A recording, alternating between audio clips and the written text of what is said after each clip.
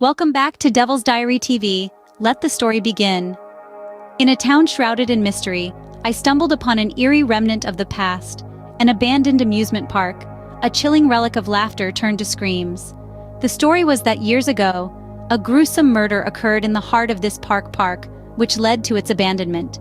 Its joyous reverberation of laughter and merriment were replaced by a chilling silence that echoed the unspeakable horror. The once lively carousel, now a somber monument to a time that has long passed, the roller coaster, once a symbol of fearless thrill, stands weather-beaten and forsaken. The once bustling food stalls, their tempting aroma replaced by the scent of decay. The Ferris wheel, once a towering symbol of joy and wonder, now stand as a lifeless sentinel. The park's vibrant colors have been washed away, replaced by a dreary palette of grays and browns, a chilling reminder of the gruesome murder it once witnessed. Whispers of a curse have long been circulating within the town. They say that the park is haunted by undead souls, the zombies, who were once its patrons. The laughter of innocent children and the excited chatter of their parents replaced by an eerie, deafening silence. It's as if the park itself is holding its breath, waiting for something or someone. Undeterred by the chilling tales, a group of us, driven by youthful curiosity and a dare, decided to venture into the park. We dismissed the rumors and the whispers, our laughter echoing off the decaying structures. To us, it was nothing more than an exploration of the unknown, a chance to play detectives, to uncover the secrets. We were palpable danger, wrapped in our own cloak of invincibility. Little did we know that our light-hearted laughter would soon morph into petrifying cries of terror. As twilight fell, we, an intrepid band of teenagers, with myself, Jess, in our ranks, ventured into the ominously captivating landscape of the abandoned amusement park. A disparate group of adrenaline junkies, we were united by our collective obsession for the unknown. The park, once a bubbling cauldron of cheerfulness and joy, stood as hushed and deserted as a phantom town from a forgotten western. Its once lively hues had paled into various shades of gray, and the corroded rides loomed like skeletal relics of their heyday. Our hearts were thumping in harmony, an orchestra of expectation reverberating in our ears. Our emotions were a tumultuous blend of terror and exhilaration, as potent as an elixir from a witch's cauldron. The silence was so dense it felt like it could be cut with a knife. Yet, despite the uncanniness, we were lured to it like butterflies to a flame.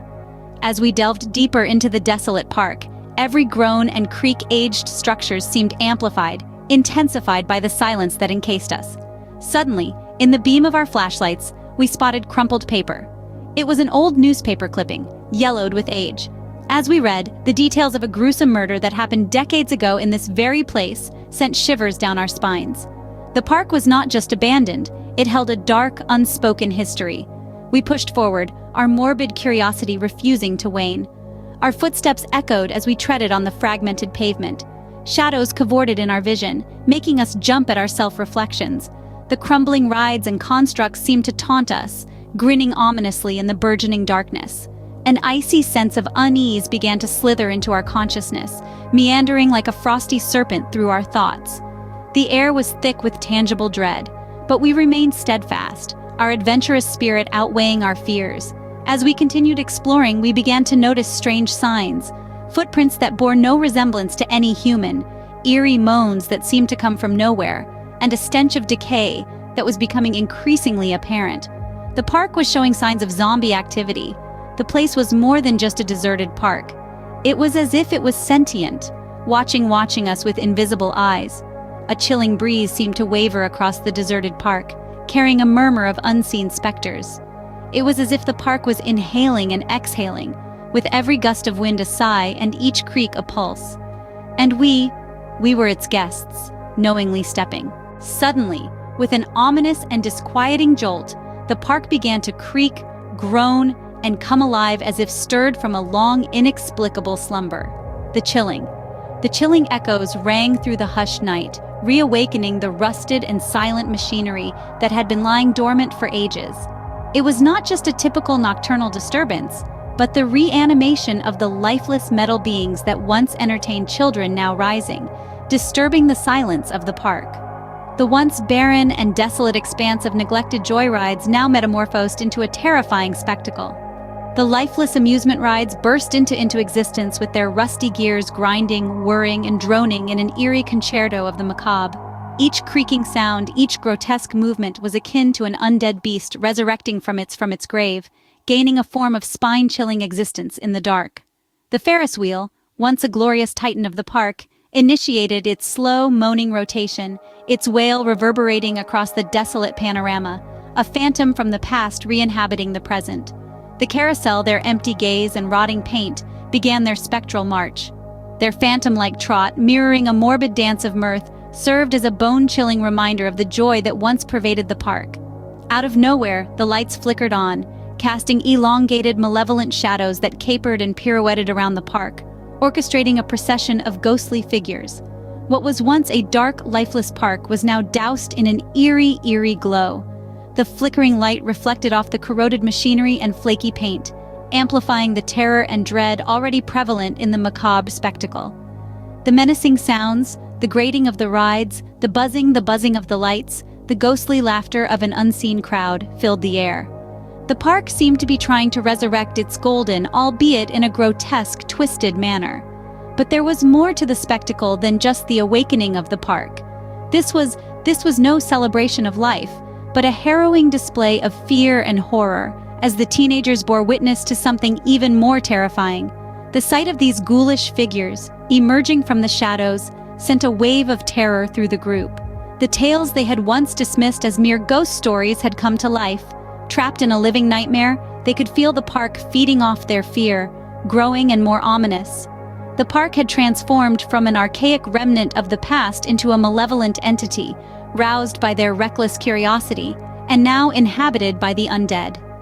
The horrifying realization struck them like a bolt of lightning. The park was alive with not just rides, but also the walking dead. It thrived on their terror, and the once abandoned park had now become a terrifying nightmare as its long inactive attractions sparked to life with a dreadful energy. The chill in the air was potent, the eerie quiet being disrupted only by the troubling sounds of ancient machines groaning into action. The once harmless rides now seemed to be their rusted framework moaned ominously in the still of the night.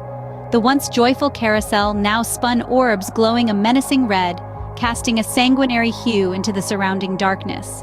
The Ferris wheel jerked into motion autonomously, the deserted carts pulsating with a strange yet captivating light that stirred fear and curiosity. The teenagers, previously full of youthful audacity, felt their courage swiftly dissolving.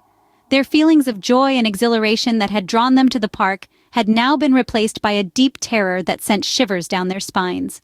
Their shared companionship began to fracture under the strain of their escalating fears. Each teen faced their worst nightmares as the park's haunted mansion, which used to be a source of cheap thrills, became filled with the tortured cries from unseen spirits. The mirror maze twisted their reflections into horrid deformities, grinning back at them with sadistic pleasure. They found that their reality had devolved into an inescapable nightmare. The park was far from merely deserted. It was hexed, and they awakened its hidden evil. Suddenly, a silhouette began to lurk in the periphery of their sight, an ever-present yet elusive ghost. There was like a chilling frost seeping into their bones, a raw fear clutching their hearts. Then a murder happened. A blood-curdling reverberated throughout the desolate park, a sound so petrifying it curdled their blood. One of their friends had vanished, their life abruptly snuffed out without a trace. Panic surged, their fear solidifying into a tangible force, thriving on their dread. And then they saw them, the undead, zombies risen from their graves, chasing them relentlessly. Picked off one by one, their desperate cries were smothered by the engulfing darkness. The park, once a haven of joy, was now a hunting ground for the undead creatures they had unwittingly unleashed. The rusted entrance gates, which initially seemed so welcoming, now served as a merciless blockade, entrapping them within this living nightmare. They were mere pawns in a deadly survival game, their lives teetering on the edge. Amidst the terror, they uncovered the truth about the murder, their worst nightmares playing out in full force. As dawn broke, we, the surviving teenagers, myself, Jess among us, stumbled out of the park, our faces ashen and eyes filled with dread. We had endured a night of sheer terror. The spectral carousel, the haunted house, the ghostly roller coaster, each gave us an enduringly cold memory. memory. Some friends were not as fortunate, their lives snuffed out and turned into zombies within the park's cursed borders. We, the survivors, bore the marks of this horrific memento of the horrors endured. The once lively rides of the now silent amusement park stood still, an uncanny reflection of the unsolved murder mystery. The curse of the abandoned amusement park had claimed its victims, a bone-chilling reminder of a night steeped in terror, indelibly etched in our minds. For more horror stories from the Devil's Diary TV, click here to watch now. Like, comment, and subscribe before it's too late for you too.